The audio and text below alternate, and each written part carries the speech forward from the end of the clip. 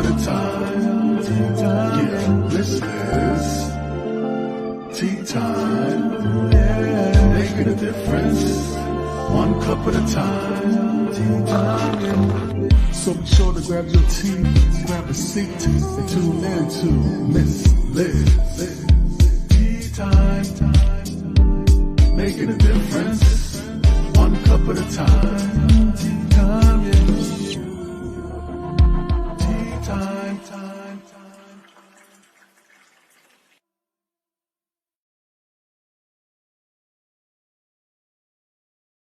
Well, welcome to Tea Time. Miss Liz here. Yes, it is not a Thursday, it is a Tuesday, and we have a special guest in the house today.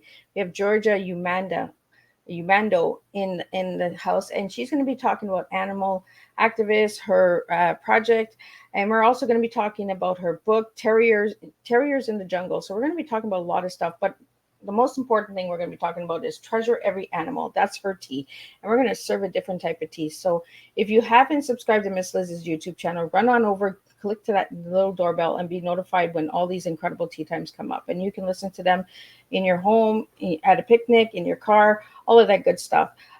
So before we get started, let's get the disclaimer out there. Let's get some bio out there, and then let's get Georja in here and let's spill some good cup of tea in a different style, Miss Liz's style. Disclaimer for Miss Liz's Tea Time live show. Miss Liz myself is going live using StreamYard. Before leaving a comment, please grant StreamYard permission to see your name at StreamYard.com. Please be advised that the content brought forward for any Tea Time show hosted by myself, Miss Liz, is always brought forward in good faith. However, may bring forward dialogues and opinions that are not representative of my platform. The facts and information are perceived to be accurate at the giving time of airing. All Tea Time guests and audience participants are responsible for using their good judgment in taking any action that may relate to the discussion. The content brought forward may include discussions for some where they may be emotionally at risk. It is significant to know that the show is engaging in discussion forums only to offer and inspire awareness and connection, and is not providing therapeutical advice. If you have any questions about the disclaimer or the panelist discussion, you may freely contact me, Miss Liz, through my email at bookingmissliz@gmail.com. Moving forward, should you choose to voluntarily participate in today's show in any aspect, I myself, Miss Liz, welcomes you. And should you decide that this show is not made for you at this time, I respect those wishes and will see you at a later show at a later date and time. And this week, we have a special week. We have a tea time today, tomorrow, and Thursday. We have two. So we got a full week this week. So a lot of surprises coming up.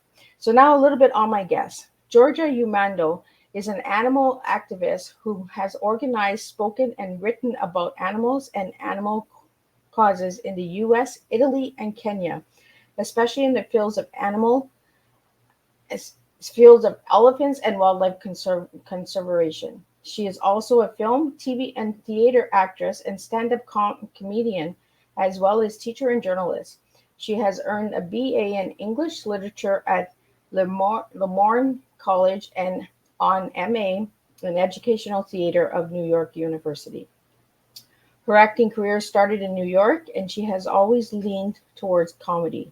She appears on all the episodes of a sitcom with Ed Asner, Off the Rack, played the title character in an award-winning short film, The Godmother, and was nominated for awards for her theatrical performance in Calabar with Avi Shriver. She has performed stand-up comedy in Los Angeles, San Diego, and in 10 other states. Things changed when she got a dog and quickly became an avid animal advocate and featured journalist. She produced and starred in a cable show web series with her dog, The Georgia and Marcella Show. Soon afterwards, she got involved with elephants. She went to Africa 6 times. The last time she decided to move there, bringing her 2 rescue dogs along with her husband, author Gerald Everett Jones, in her new novel, Terriers in the Jungle. She wrote about many of their adventures, including her plans to create the elephant matriarch school. I'm going to get her to say that word because I don't think I'm saying it right. In Kenya. The novel is narrated by her dogs. As a young woman, Georja experienced a vivid past life regression in which she was a young child whose mother was killed by an elephant hunter, and she was raised by elephants. When she was staying in Kenya, she realized that in that past life, she actually was an elephant Now she knows lots of elephants in Kenya, has adopted many orphan elephants, and hugs many of them. Terrier in the Jungle won first prize in animal fiction at the Bookfest 2022. Many people say that this book should become a movie, and Georgia is working on that project now, which I found out some good news about that. So we'll be talking about that. So let me get Georgia in here. Welcome, Georgia. Hi, Miss Liz. Thanks for having me. And it is a real pleasure to have you here. I got to meet you through your husband, Gerald, who was also on Tea Time. So Right. a real honor to have you here. Thank you.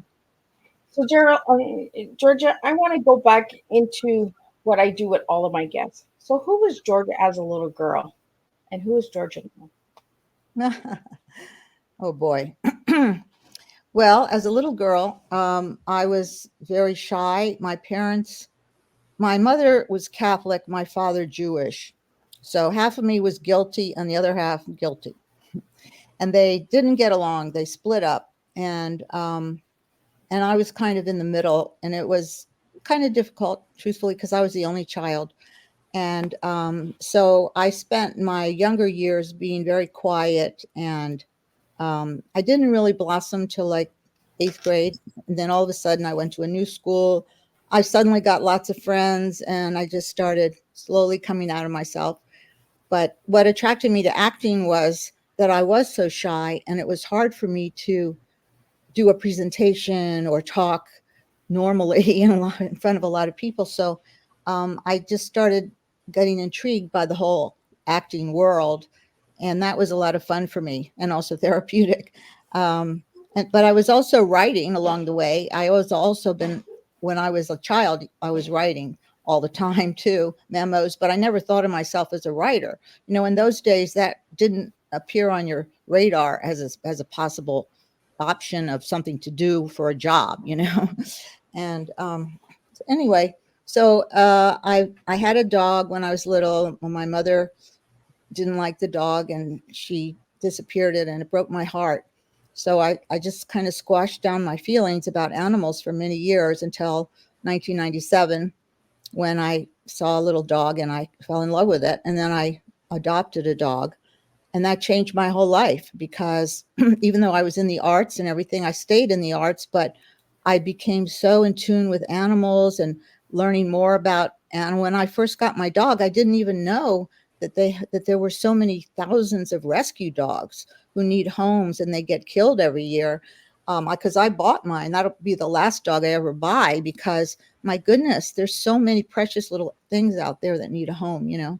And then I got involved with a group of animal activists, and we were trying to get Billy the elephant out of the Los Angeles Zoo. And through that, I met Joyce Poole, who is a world-renowned elephant communicator expert. And she has been studying elephant communication for 50 years. And I just became totally fascinated with elephants. And it was just something I just rose up in me, and it was very strong. And I just had to go to Africa. I had to be around these elephants. And then every time I went there, it just got more and more involved with it. And so that's led to where I am now, which is I moved there with my husband, Gerald, and our two little dogs in 2018. And I wanted to be around the elephants, but I couldn't get a work permit to do that year. So I was offered a job as environmental director for a rescue group of young women. And I learned from that of all the times I had been in Kenya, I had never been aware that there's this whole class of young women who get impregnated in high school. Many of them are raped, and it's just kind of, people look the other way because it's so common, and there's no birth control. And these girls then always quit school. They don't finish, and they have a responsibility for a baby. Sometimes they're shunned, sometimes they're not, but they're mostly rural and very, very poor. And I was amazed to find out that these girls had never even seen an elephant. And I thought that was so tragic, because here they live right near, one of the most beautiful animals in the world that people travel all the way around the world to see, and they haven't seen one. because they can't afford to go to the park, and they never leave their one spot. They had never ever eaten in a restaurant in their whole life. So it was my pleasure to be able to take them and show them their own country. And I showed them also movies about animals and wildlife conservation. I took them to the beach. We saw the turtles. There were monkeys all over the place. We went to see this monkey conservation center. And then on our big trip, I took them near to the big park, and they got to see, which they had never seen before, the elephants, giraffes, zebras. I mean, they had never seen them. It just blew my mind. Anyway, they were all happy, really happy. And especially when I taught them that the elephant herd is led by the strong mother elephant, the matriarch. And I told them that they will be matriarchs when they go back to their villages, and they'll be the one who knows all about the animals and the wildlife and how to protect them. And they really resonated with that. So that's how, when I moved to Africa, I was hoping I would find a way to help elephants. Okay, well, this is what I found. This is the way, because if we can educate, so I started an organization with 2 Kenyans over there, the guy that I worked with at the charity, plus another young woman that I became friends with. And it's called Elephant Matriarch Project. And it's geared to these young rural mothers. And it's going to be, we're going to evolve a conservation education center. So first of all, they're going to have some tutoring. They're going to learn English well, and they're going to get their high school diploma. But all along the way and beyond, they're going to be inundated with lessons about conservation, wildlife, ecology, helping the environment. And then that will lead to vocations for them, like being rangers, being eco farmers, being eco tour guides. There's a lot of different things that could open up for them. And right now, conservation is led by men, period, especially in Africa. So we need women in conservation, and these girls need a way of life that they can live without being stuck, in this little rural place and not knowing or seeing anything in their whole life except raising kids. So that's why I started this group, because I love the elephants. I want to help the elephants. These girls will be able to help them once they're empowered with the right information and training. So that's how it evolved, and that's where I'm at now. We just had our second fundraiser Saturday, and we were lucky because we were able to go on WhatsApp Zoom call and talk to the partners in Kenya. They came in to talk to the party goers. And then also I have a Kenya friend who lives not too far away from here. I just met her several years ago, and she got her friends to come, and they were all in the Maasai tribe, and they all dressed up in their Maasai outfits.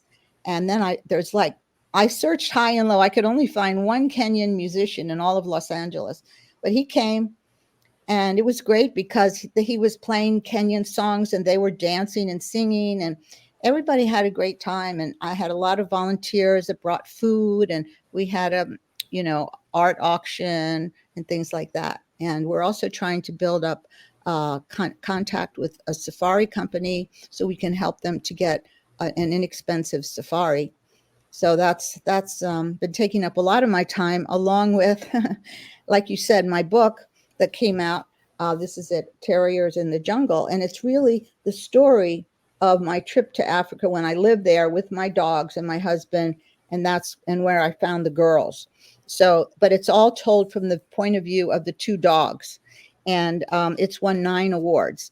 So I'm very proud of that. And I think it's good for even like kids from, say, middle grade up through adult, because they like the things that the dogs are talking, but the dogs also, there are some heavy, items in there about conservation, poaching, and things like that, but it's kind of educational too. So, and that's what I really like about what you're doing, because you're bringing the education, right? Because you mentioned something about they live right in that country and they didn't even know about the safaris and animals because they couldn't afford it, right? Right. And we have to sometimes go to a different country in order to bring the education and open the eyes and say, look, you're right here. It's right in front of you. Let's get you educated. Let's get you acknowledging what's in your own land. And we do that even in our own countries, in Canada and the United States, right? We have all these incredible things and organizations and projects going on that we don't even pay attention to because we're not educated. We don't have the knowledge about it. And that's what I really liked about this is when Gerald said, Liz, can you talk to my wife? And I said, absolutely, because I want to know more. I have an elephant in my tea room that's pointing to the door because they say that's apparently good luck. So, and there's so many meanings behind the elephant. And I want to get into the elephant communication. Yes. So how does that work? Oh, well, elephants, their brain is 3 times larger than ours. They've been on Earth. They've been on Earth for 3 million years, longer than human beings. Oh. They have societies. They have communication with each other. I mean, they're very smart. They're unlike human beings. They take care of each other. They do not kill each other. They do not kill other animals. They mostly protect other animals. In fact, they're such an important part of the ecosystem that they help trees grow. Everywhere they walk, when they eat a lot, because they don't have good teeth. So they chomp on a lot of leaves all the time, and a lot of them pass through without being digested. And so everywhere they go, when they poop, they're pooping out seeds. So trees grow. And yes, and also with the forest elephants, when they go in the forest, they eat the smaller trees, and that allows the big trees to get even bigger, more carbon capture. And even when they step in the mud, their footprint is so big and so deep that it becomes an ecosystem for tadpoles and other little animals. I mean, I think they're the most amazing animal ever. And also they can remember every elephant they've ever met. They remember people. They have incredible brains. I mean, there was a story of a guy who was helping the elephants down in I don't know if it was South Africa or one of the southern countries. And he lived in this little house up on a hill, but he would go out and, if an elephant was in trouble, he would try to help. Well, when he passed away, the elephants all knew about it. And over a period of 3 days, 200 elephants went up to his cottage and they mourned him. They stayed there for a while and they mourned him.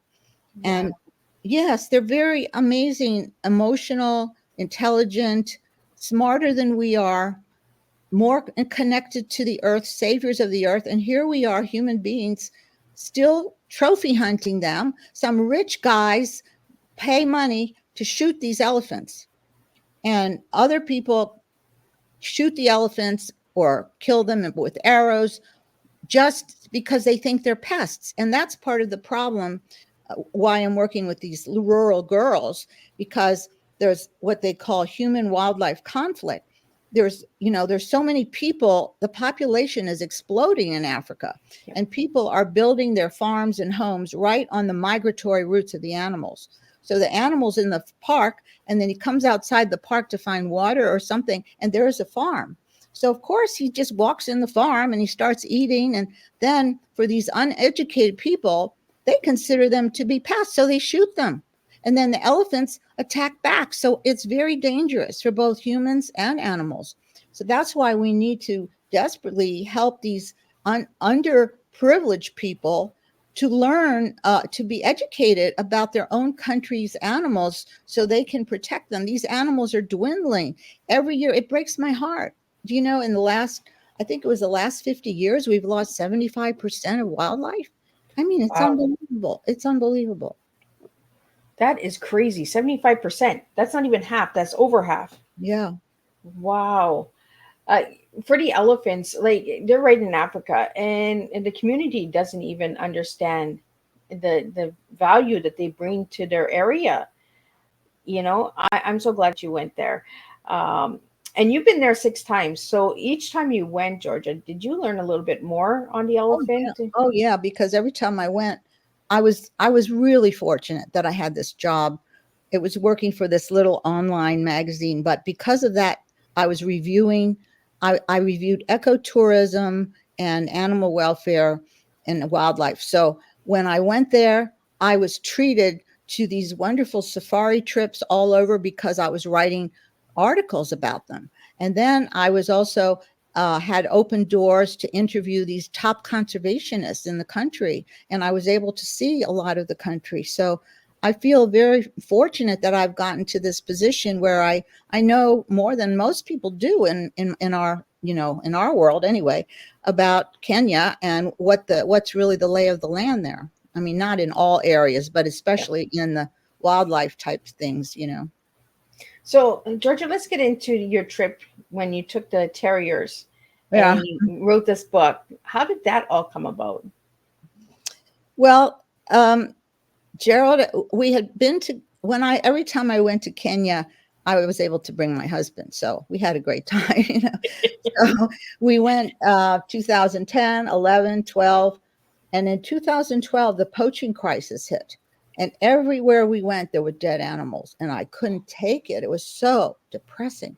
So I didn't go back again until 2017 when it was under control. They had finally, and Kenya is one of the best countries in Africa as far as poaching, and they outlawed it completely. They were the first one. They had this huge uh, in the park. They brought all the elephant tusks, you know, because when an elephant dies and then they catch the poachers with the tusks, and then they take the tusks, and then what do they do with them? They have them locked up somewhere.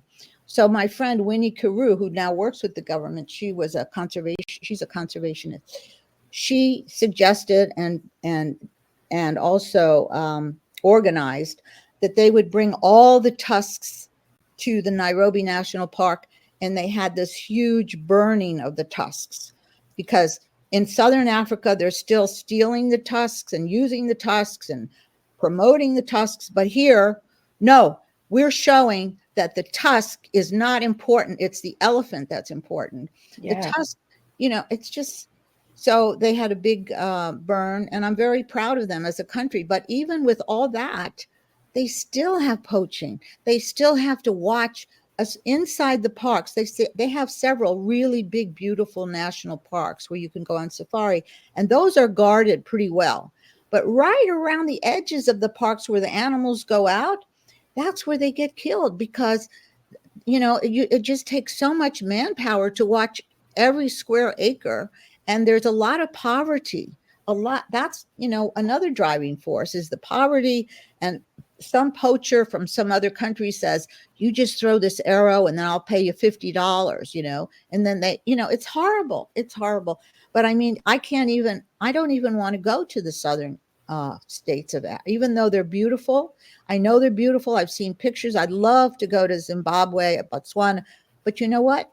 I can't take the idea of being there in that area, in that, you know, field of, anyway. So that's why I love Kenya, and trying to help them to rise up even more, because they do have a lot of poverty there. And, you know, when people are in poverty, sometimes they do things that they really wouldn't do otherwise. Yeah. Well, that's it, right? It's survival. Yeah. And sometimes it's not even understanding how to survive. It's just being taught, right? Generations and generations. We just kill this animal for no reason. You know? Well, they kill it for they kill it because they need the money, or because they're eating it. So they are eating the elephant. Not so much. No, not in Kenya. Oh. I mean, you hear of a rare instance in a village in some other country doing it, but it's not common. No. Oh, okay. I'm an animal lover, and I don't understand it. I know that we eat meat to survive, and that, but We don't need meat to survive. It's shown now we don't. exactly, right, where we can be Be a vegetarian vegan. and that, and we don't eat the meat. Right. But it's generations that has taught us, right? That Yes, that's what we learn in school. The food groups. One of them, they have a cow in there. You know, I mean, we don't think about it because it's put in our head when we're little. But if you can if you can get beyond that and really look at the situation, how, 50,000 billion cows or something killed every day. It's just mind boggling. It's just horrible. What kind of a race are we? We're murderers. I don't, it's astounding to me. And I really think we need more feminine energy in the conservation field, Well, we need the feminine in a lot of areas in life, right? Because we need the female leader as well. It's like the elephant. The elephant mother is the leader, That's right. So we have to take a look at how animals and wildlife are surviving and giving the message to the human being, right? Is look at a lot of animals. It's the mother that's leading the pack. It's not the father, it's the mother. Right, right. So I want to get into this book. Can I just say one thing? Sorry. My name is pronounced Umano, Georja Umano. Umano. Yeah, because you were kind of off on that. So I just wanted to clarify. Sorry. Well, no, that's okay. Because I like when people let me know that if it's mispronounced, right? Because that's how I learn as well. So thank you for that, Georgia. Sure. I want to get into the terriers in the jungle, the two dogs. Because Yes. I listened to the podcast that you and Gerald did together last night, and I was like, oh, that's a really interesting story. So let's get into the two dogs, because you adopted these dogs. And yes, they're both rescues, and they're both, in fact, Romeo. First I had Roxy with another dog that was my first dog, and he passed away. She was a rescue. And that's even with the rescues, it's so amazing. I mean, we're all learning, I guess, as we go, but you think we would be farther along by now. But I rescued her from a shelter, and she was so depressed, and I couldn't figure out why. And I tried to give her a name, and she didn't respond. And then finally, I just started calling her different names. And when I said Roxy, she went, huh? So I knew that was her name. And I said, she must have had another home. And nobody told me anything about it. So I called the shelter. She was running the streets with her twin brother, Rex. And when they brought him to the shelter, they put him in different places, gave him different names, and they were both depressed. And then I was going to try to adopt Rex, but he was already adopted by somebody else. So it took her a while, to come back to being happy. And then when I got Romeo, when my other dog passed away, I got Romeo. He was a stray dog who had 2 broken legs as a puppy. I don't even know how he survived. And he was put in a shelter, a high kill shelter, and they were going to euthanize him because of his legs. And he was on the way to the euthanasia when he was rescued by this wonderful rescue group. And they took him to a vet, and they wanted to cut his legs off. And she said, no. And she said, just put steel plates in the legs. And that's what they did. And he's fine. I mean, you wouldn't even know that when I first got him, he limped, but now he doesn't limp. And he's very, very sweet and feisty, wonderful dog. So when we decided to move to Africa, we didn't know how long we were going to be there. We weren't sure what it was really going to be like to actually live there. So we couldn't leave our dogs behind, so we had to, and the dogs, I had been training them anyway. So they were close to being, I made them into service dogs because I had a little hearing thing going on. So I was able to get my foot in the door and get them really well trained. And so we were able to take them on the airplanes and everything. And, but it was a big adventure for them, and they met so much wildlife. I mean, from the very first day we got to Kenya, we were in this beach area, and we were all like kind of prancing down the beach, and Roxy runs up straight ahead, and she bumps into something, and it turns out it's this big camel that's sitting on the, and she was like next to his face, and she's like this small, and he's like this. There's his mouth, right? So it was funny. And then Romeo comes running up, and so then it turns out there was a guy sitting there, a Kenyan guy. He says, "Oh, don't worry, that's Obama." They named him Obama, the camel, because they love Obama over there. So a lot of things are named Obama. Oh, that's Obama. He won't hurt the dog, you know.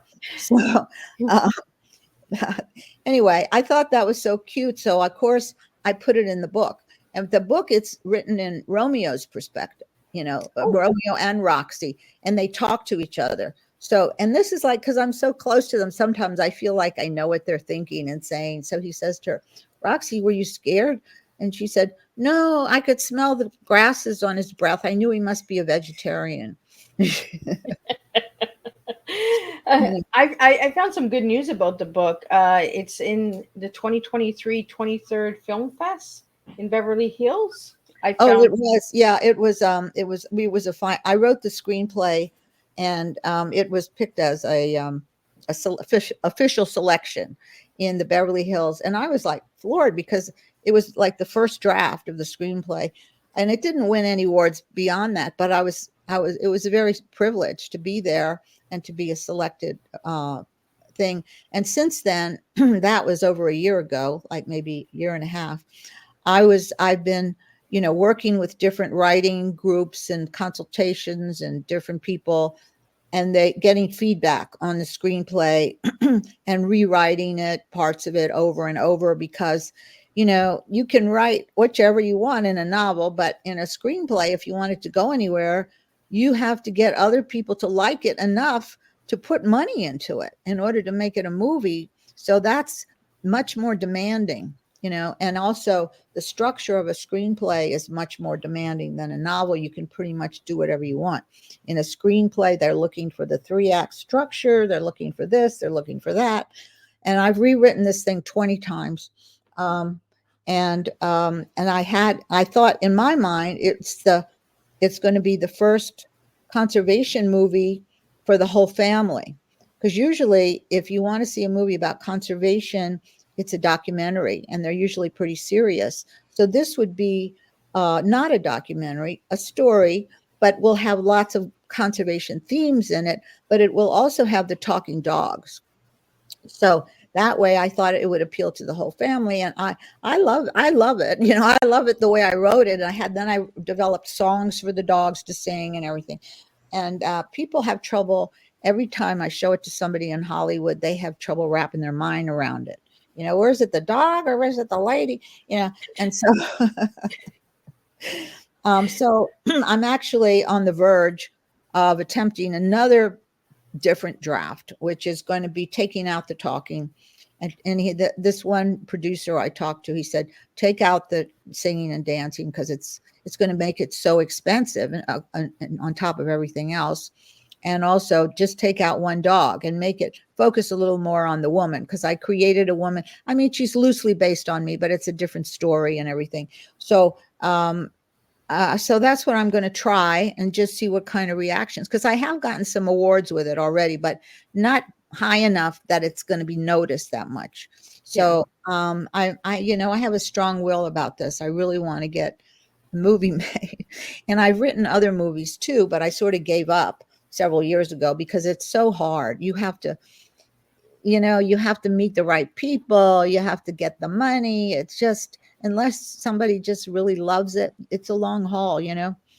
So anyway, that's what I'm doing. Besides the charity, I really want to get a movie made. So I'm working on that.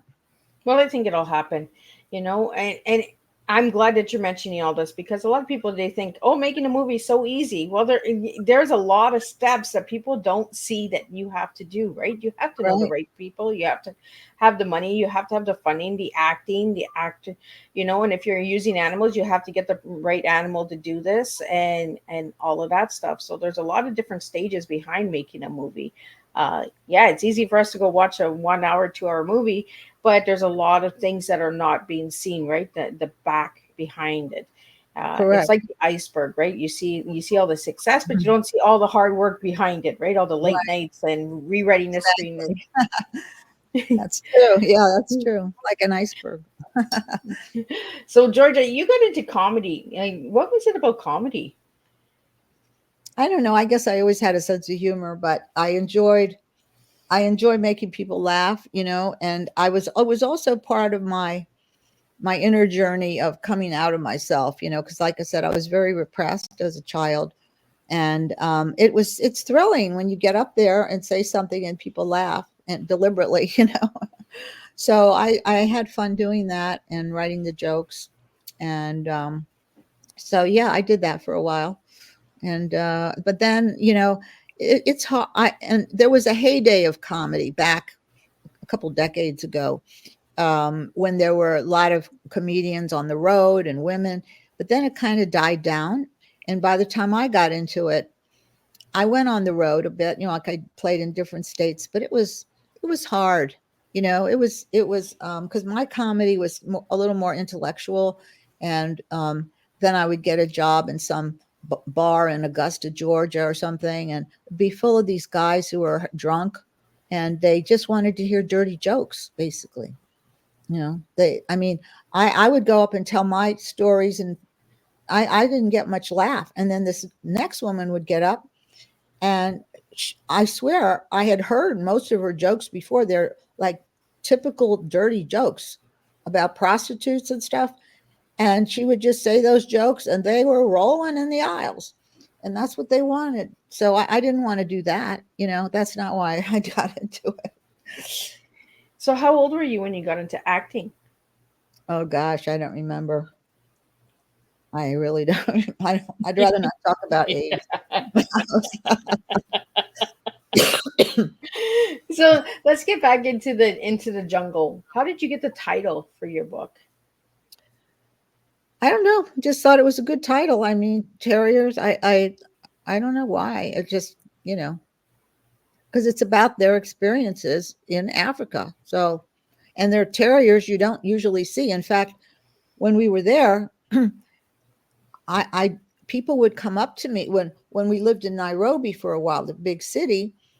People would stop their cars. I'd be walking my dogs. They'd say, "How much do you want for them?" I'd say, "They're not for sale." "Well, how much are their babies?" I say, they're pets. They're not for sale." "You mean you're not selling them and you're not selling their babies? You're just parading them around?" I said, "Yeah." So then he was like, mad, and that happened more than once. And then when I was living in the poorer community, they'd say, "Oh, give me one." I say, "Why should I give you one?" "Oh, because you have two." So I had to be very careful. I never left them anywhere. I had been planning to do a little bit more, in-house and around traveling, but it was difficult with them. People were not used to seeing them.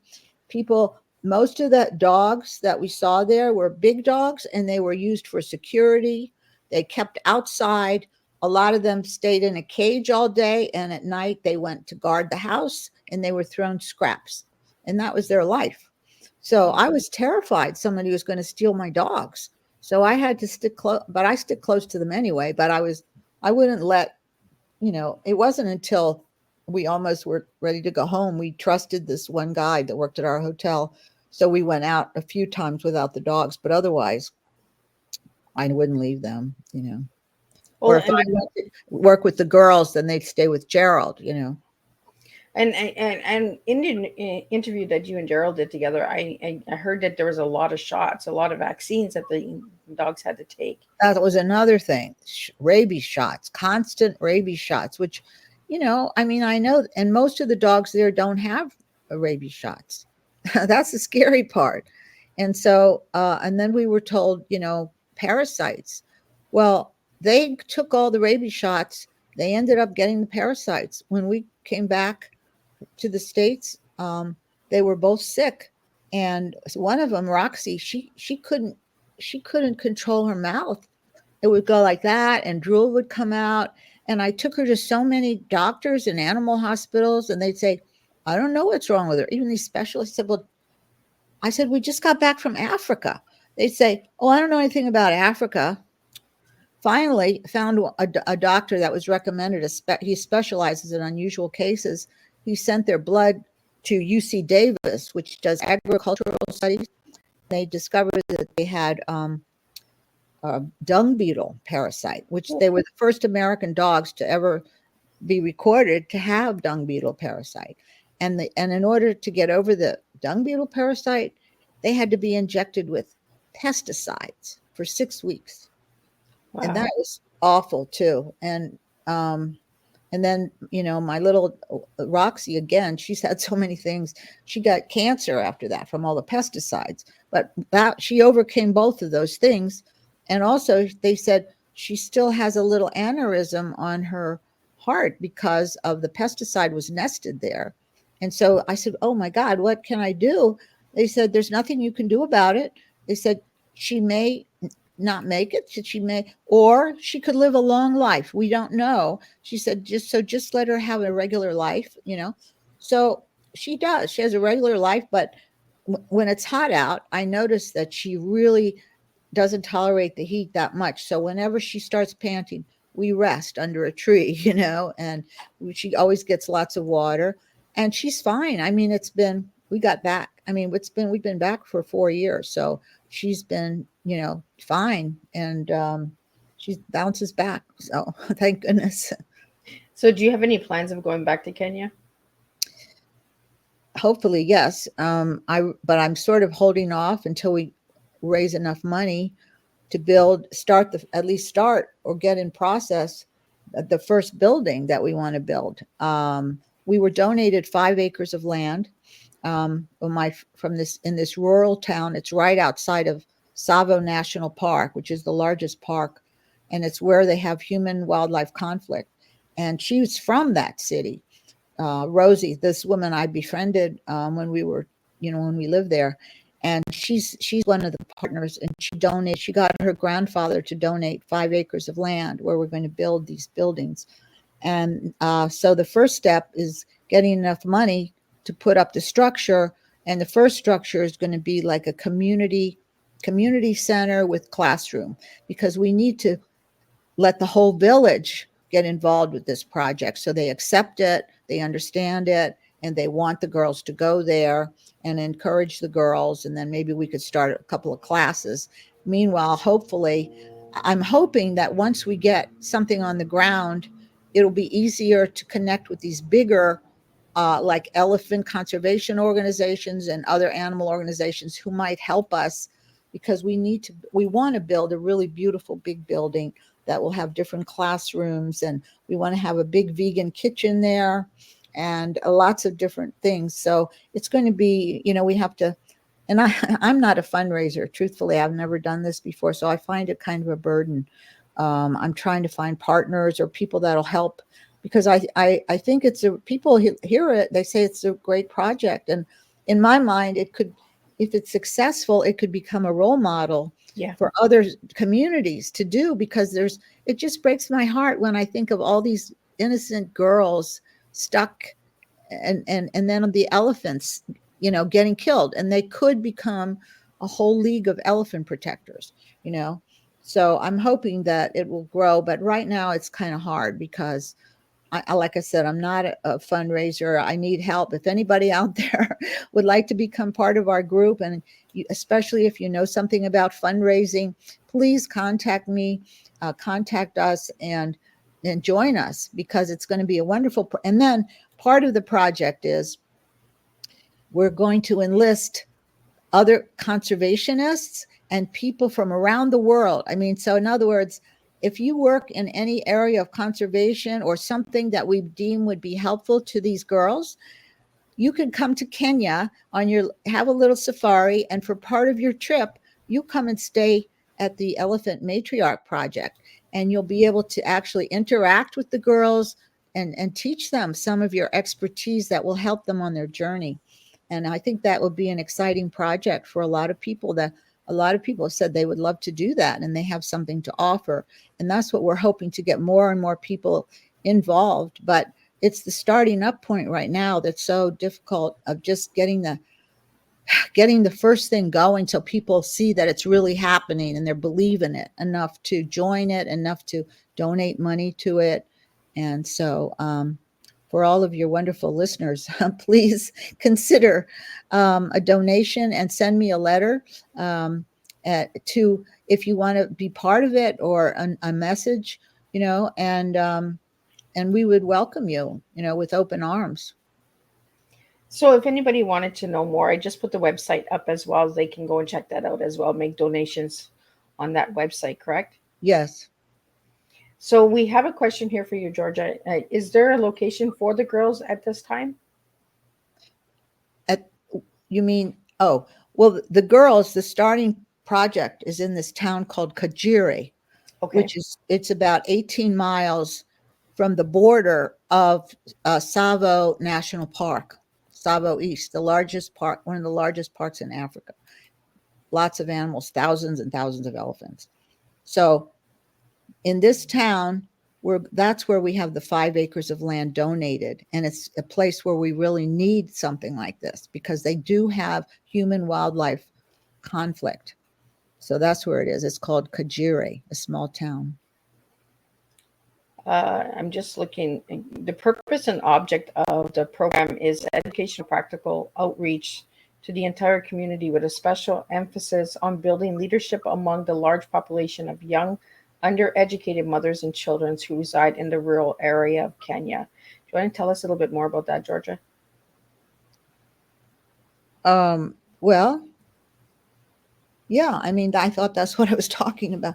I'm not sure what aspect of it you want me to talk about. I mean, the girls that live there now, there's already thousands of girls that live there, and they don't have a job, and they quit school. So that's what we're talking about. They're undereducated, and they don't know anything about even though the wildlife, the only thing they know about it is that it's scary. When they come out of the park, they're terrified, and they don't know how to protect themselves. They don't know the value of the wildlife. They just see them as pests. So we need to educate the whole village, and we want the girls to become leaders in the village and beyond, once they understand the ecosystem and everything.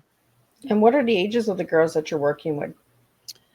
Well, the ones I worked with when I was living there were anything from 15 to 24. Wow. Wow. So I'm just looking a little bit over the website here really quickly. Can you tell me a little bit about the other co-founders that are in Kenya? I believe they live in Kenya, correct? Yes, yes. There's Hari Rama. He was the director of the girls rescue group where I worked when I lived there. It was called Africa Girls, and it was specifically for these young girls who had babies, and they either their family was too poor to take them, to accept them and their babies, or their family was too mad at them to keep them, or maybe they were even abducted by a member of their family, or in one case, she was raped by a government official and she was hiding. So, there's all kind of cases there. And though they were rescued because they had nowhere to go. And so it was a rescue group. But these girls exist in all the villages in Kenya and in many countries in Kenya. I mean, let's say, as far as I know, and I'm certainly not an expert in any other country, but from what I've heard and read, the women in Kenya, and they're up the top as far as the way women go in Africa in general. I mean, there are many exceptions, and in the big cities, of course, it's a little bit different. It's the rural area girls that really have it bad. So right in like the poverty areas, like where the poorer areas have it really bad? Yeah, which is pretty much all the rural areas. Wow. I mean, I was amazed when I saw the places that they live even. I mean, they're just very makeshift, and they've been there for generations that way. And the other co-founder of the project is Rosalind. Yes, Rosalind and I met on my trip before the trip that we moved there. She was working in a conservation lodge, and we just hit it off, and we just stayed friends. And she's the one that introduced me to Hari. And then as time went on, I found out we both loved elephants. And she told me that because she grew up in that town, and her grandfather had land there, and her grandfather told them that a lot of people didn't like the elephants, but he told her that they were part of our family, and we have to take care of them. that they're not, there to hurt us. We have to learn how to make peace with them. And so that she always grew up loving elephants and considering them part of her family, which was unusual.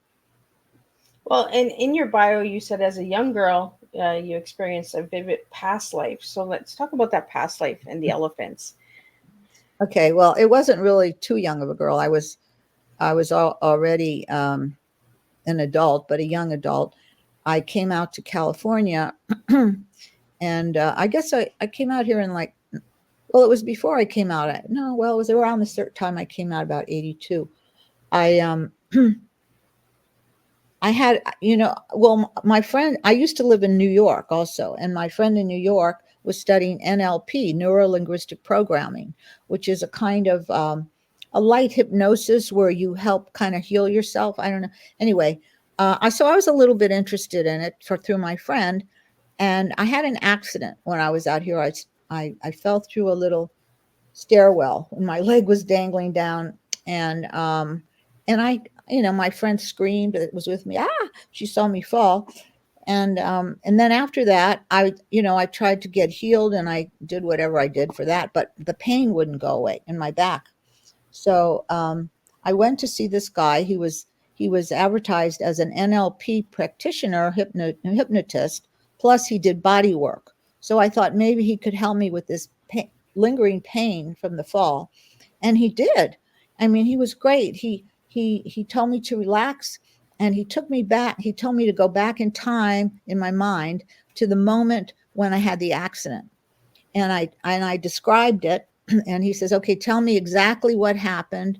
And I told him about how my leg fell through, and my friend screamed. And he said, he says, what happened is you took her scream into your body. So he says, we have to go back and tell her that you're okay. So we went back. He put me in this relaxed state, and we went back to the moment. And then he said, okay, now you hear her saying that. And so he says, now tell her it's not that bad. It's okay. And I did. Pain went away. Wow. I know. It was incredible. So I love this guy. I thought, wow, he knows how to do something, So a few months later, I went back again, and I had another issue, but it was more of a boyfriend type of issue. It was before I was married. And so he said, okay. He says, I'm going to get you relaxed, and we're going to go back in time to the first year when you had this type of problem with men. Okay. So he gets me relaxed. He puts me in the chair and tells me the things to make you relax. And he says, now I'm going to take you back in time. And when I get to the year in your life, when this first happened, your little pinky will pop up. He says, you're not going to make it pop up. It's just going to pop up by itself. Wow. So I said, okay. So he took me back through the years, 30s, 20, 22, 21, 19, 18. We're down. Nothing, 10, 9, 8, nothing, 3, 2, 1, nothing. Then he says 0. When he said 0, my finger jumped up. I didn't make it jump up. I jumped up. I saw this most vivid thing it was in the room right there. I was running through a jungle, and I was running after away from a poacher who had killed my mother. And I was running and running and running. And I saw this herd of elephants on the other side of the room, and they were waving to me, and I went and joined them, and they had stayed with them. And that was way before I even had my dog, before I thought about elephants in any way. It just came out of nowhere. Wow. Interesting, eh? Yeah. So at first I thought it was interesting. I didn't know what to make of it. I talked about it a little bit, and then I kind of put it aside, kept living my life. And then behold, 15 years later, I get my dog, and then I get involved with the elephant activists. And then I go to Kenya, and then everything starts clicking in my mind about this thing here, So I always kept looking around and see if I could see a place in Kenya that looked similar to my vision. And I had already been there like 3 times, and I didn't see it.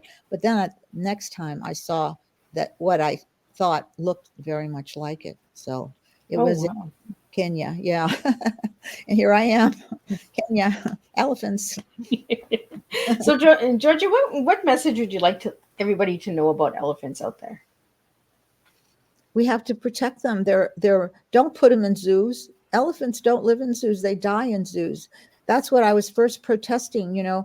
We put these elephants in the zoos, and elephants' feet are soft. They're made to walk on the earth for hundreds of miles, and they're stuck in these little cement cages, and they can't move. They're very social animal. They know hundreds of other elephants. They communicate. We stick them by themselves. They're so depressed. They die of arthritis and depression. And it's just, we're so stupid sometimes as a race. What we're doing we just don't consider that other beings on this earth have feelings and intelligence and lives and families. We just do whatever we want to do with them. And it's just not right. It's just not right. And especially elephants. Elephants are magnificent. Elephants are smarter than we are. They live peacefully in families. They walk hundreds of miles. They know, and they talk to each other. I don't know what to say. It just, we just are out of touch with it. We don't live around elephants. We've never seen an elephant except in a zoo usually.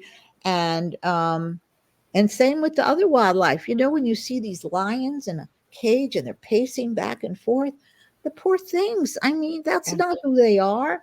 So I just want human beings to wake up and see that we share this earth and we're killing the earth. But when we kill the animals, when we raise all these cows, we're killing the regular fauna and flora. We're just doing it so we could feed the cows. It's not right. It's not right.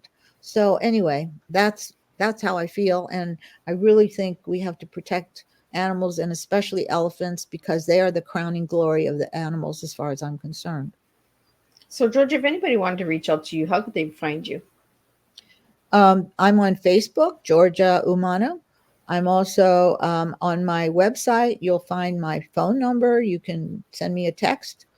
I think there's an email address there too, but it's more connected to my email is, you could see my name if you see my name under there, Georja Umano, Georgia with a J, Georja, Umano with a U, Umano. At georgia.umano@gmail. That's my email address. I would welcome anybody who's interested in this to, get in touch with me, because I say we're a new organization. We need help. We definitely need donors, and we need people who might have some experience in this kind of area. There's people in this is one of those villages that doesn't even have water. They collect water in buckets, and when there's a drought, it's the women who have to go miles away and carry the water on their heads, etc. So we're going to need to put boreholes in there. Some people work with people. There's just so many different phases where we could use almost anybody's help, if you're good at anything. And if you've never been to Kenya, I highly recommend you go to Kenya. We're also going to be facilitating some safari trips there, inexpensive, because we have some safari people who want to help our charity. And so you can contact me about that if you want more information.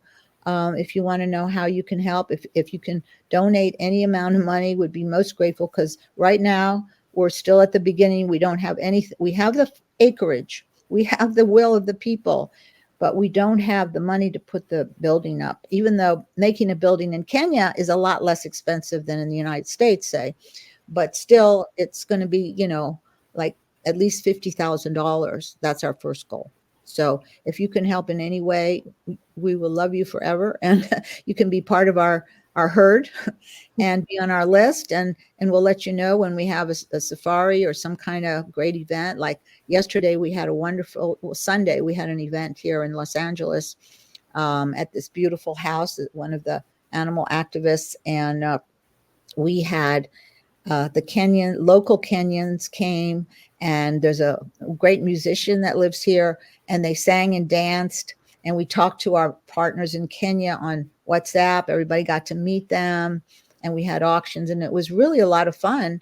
So, any ways we can think of to raise more money and have more camaraderie, more supporters. If you want, we're going to be collecting books to send over there for the kids and the young mothers, that are things that are, in English, but not real complicated, because even the girls, they went to school, but they dropped out, and they're going to have to study more English. So anything like, especially animal related, would be good. So, I mean, there's all kinds of ways that you could help.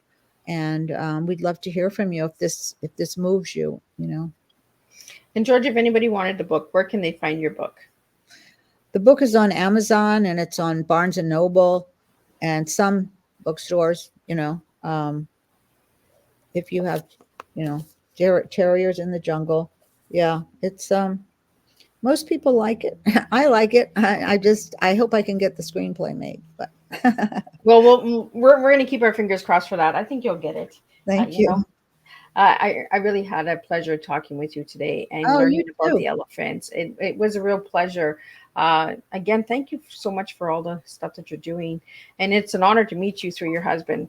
I love the little connection, and keep doing what you're doing. And if you need anything at all, I'm just a cup of tea away. So I really appreciate you sitting and having tea with me. Oh, I And love and your tea was amazing, because your tea was treasure every animal. So let's keep treasuring those animals and getting educated on them, on not not having them as pests, but having them as a difference in the world as well. They're here for a reason.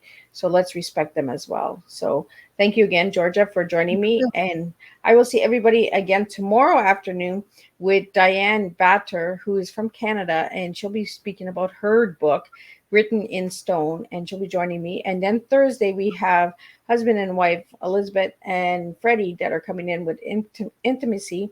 And then we have Erica coming in, and she'll be talking about mental health and the fragrance of creating a platform through her story in that. So we have some incredible stories coming up. Be sure to check that out. Check out Miss Liz's YouTube channel. Check out Miss Liz's website, www.misslizsteatime. You can see all these incredible interviews there and all the other work that Miss Liz does. Again, thank you so much, Georgia, for joining me. Thank you for having me. And let's just keep spilling a good strong cup of tea through education of Right. teaching educational awareness. Thank you so much for joining me. Thank you.